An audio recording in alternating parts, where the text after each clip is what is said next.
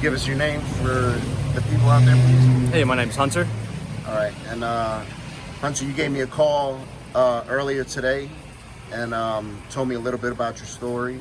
Said that you found the channel on YouTube. Yep. But I'll let you go ahead and tell a little bit about your story. So, earlier, when I was younger, I really wasn't into drugs at all. When I turned 17 years old, I got diagnosed with a really bad autoimmune disease. And that's when doctors started prescribing me Percocet. And it started with 30 a month, then went quickly to 60, and then it went to 120. And then right after that is when I was around 19 or 20, and they put me straight on fentanyl patches. I hadn't think anything of it. I was kind of taking it like I was supposed to.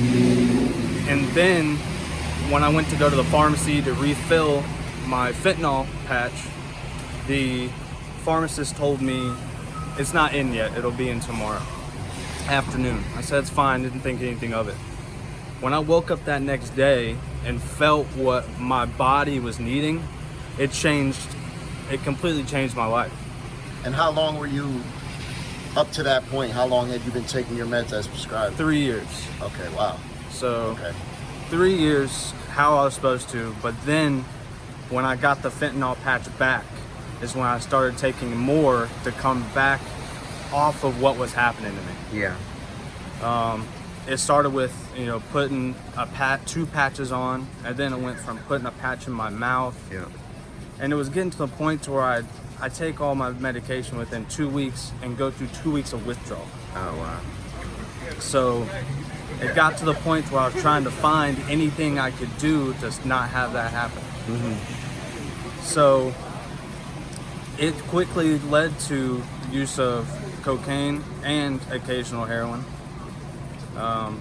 But the thing that stopped me was I got arrested for discharging a firearm under the influence of drugs and alcohol. I tried to kill myself and I missed. And I had to take some classes for that. And it really taught me how to deal with my emotions and the problems that I had in my past without self-destructing. Yeah. And that saved my life. And this whole thing started just because I got prescribed something that a doctor gave me for an illness that I had.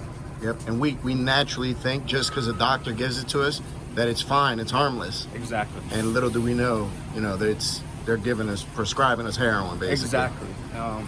I didn't even know for 3 years that this was going on in my body. Yeah.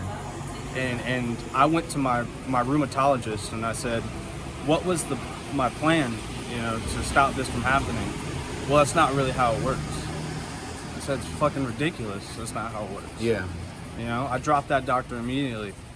But I haven't, it's been about 2 years since I've taken any kind of opiate. Congratulations. Congratulations, brother. Thank you. And how did you make that transition? Cold turkey. Wow.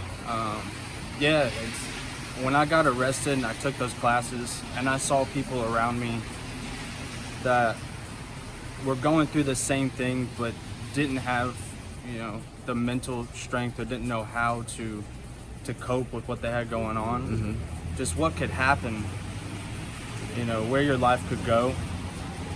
And I didn't want to go there. Yep. I didn't want people around me to see me go there. Yep. So yeah, I just stopped cold turkey and went through hell for a long time. Yeah. But it's definitely worth it, right? Oh, 100%. My life's changed. I have an amazing job. Yep. What's some type of things that you've been able to accomplish since then? Oh, I have a full-time job with AT&T as a store manager.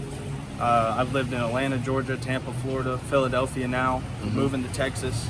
I have a wonderful girlfriend. She's in medical school. My life's completely changed, and I'm happy, Yeah. Because I'm a people person. I like talking to people. It's my job. It's a social job. But when you're alone and you get in your own thoughts in your own head, that's when it gets bad. Yeah, absolutely. Learning how to deal with that. Yeah, you can't. I remember for myself that was a big problem. Even when I got off drugs, sometimes I go to sleep at night and you can't escape your own thoughts. I was still unhappy with myself. For sure. The drugs sort of helped to tame that a little bit, Without a But doubt. even when I was unhappy with myself, I was like, damn, I can't escape myself. I'm laying down to go to bed, and I'm still unhappy with the person that's inside. You know what I mean? For sure. And that sucked until I learned how to deal with stuff that was going on. you know? Exactly. I feel like the drugs really put a mask over my problems. Yeah. And when they wore off, that mask was yanked off and wouldn't come back till I took something else. Yeah.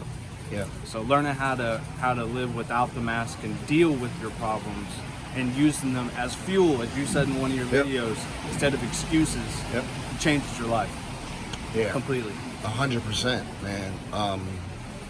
I definitely thank you for sharing your story. It takes a lot of strength, especially now that you're clean, and to share it and to help other people, because there's so many people that don't think your story. God forbid, if you would have ended up down here, they wouldn't have thought, you got prescribed by a doctor. They would have thought you were just somebody else out here getting high. Yep. And doing what you was doing. You know what I Yep. mean? And one of the big things that really messed me up mentally was, I was training with the Marine Corps when I was 16, 17 years old, and that was my plan in life. Yeah. Always have a backup plan or something else to do, because when that happens and that got disrupted, that really messed me up and put me in a spiral of not Yeah. knowing what to do and what am I going to do with myself. Yeah. Find your purpose. Absolutely. I thank you, brother. I wish you the best of luck on your move. You'll be moving tomorrow. Yes, sir. So I'm so glad that you reached out, and I just happen to be coming to the city. I don't believe in coincidences. So I feel like that God put everything in place, the right pieces of the puzzle, for your story to be shared. For sure. So it can save somebody and affect somebody and resonate with somebody. Thank you very so much. I thank you, brother. I wish you the best of luck. Thanks. And be proud of yourself, because what you did, there's plenty of people that couldn't do that. I myself couldn't do that. You know what I mean? It took me time after time after time to finally get it. So be proud of yourself, brother. Thank you, sir. Anybody out there can do it. Absolutely. Absolutely. Listen to the man. Thank you, brother. Thank you.